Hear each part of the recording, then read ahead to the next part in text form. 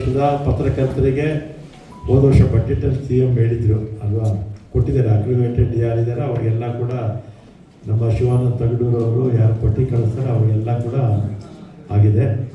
ನಗರದಲ್ಲಿ ಇರ್ತಕ್ಕಂಥ ಪತ್ರಕರ್ತರಿಗೆ ಬಸ್ ಪಾಸ್ ಇಲ್ಲ ಅಲ್ವಾ.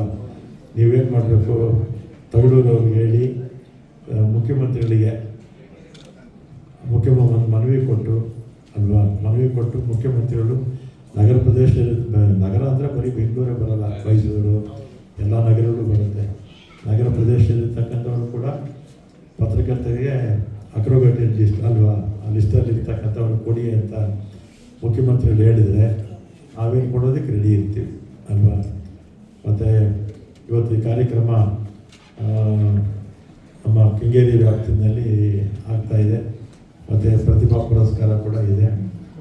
ಮತ್ತು ಇನ್ನೇನಾದರೂ ಡಿಮ್ಯಾಂಡ್ ಇದೆಯಾ ಅಷ್ಟೇ ತಾನೇ ಹೇಳಬೇಕು ಇದ್ದೇವೆ ಅಷ್ಟೇ.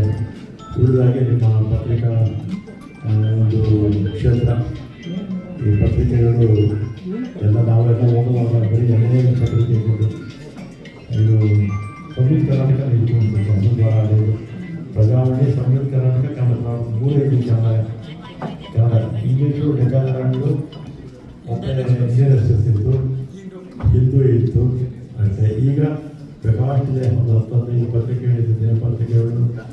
ಮತ್ತು ಈವ್ನಿಂಗ್ ಪೇಪರ್ಸ್ ಒಂದು ಇರಲಿಲ್ಲ, ಸಂಜಾವಣಿ ಮೊದಲು ಬಂತು. ಈ ಈವ್ನಿಂಗ್ ಪೇಪರ್ಸೇ ಒಂದು 7-8 ಇರಬೇಕು ಅಲ್ವಾ. TV ಅಲ್ಲೇ ಇದ್ದಿದ್ದು, ಅದು ಉದಯ TV ಮತ್ತು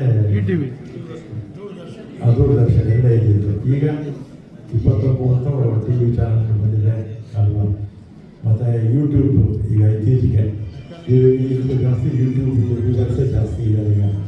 ಅಂದರೆ ಪತ್ರಿಕಾ ಕ್ಷೇತ್ರದಲ್ಲಿ ಸಾಕಷ್ಟು ಬೆಳವಣಿಗೆಗಳು ಆಗ್ತಾಯಿದೆ.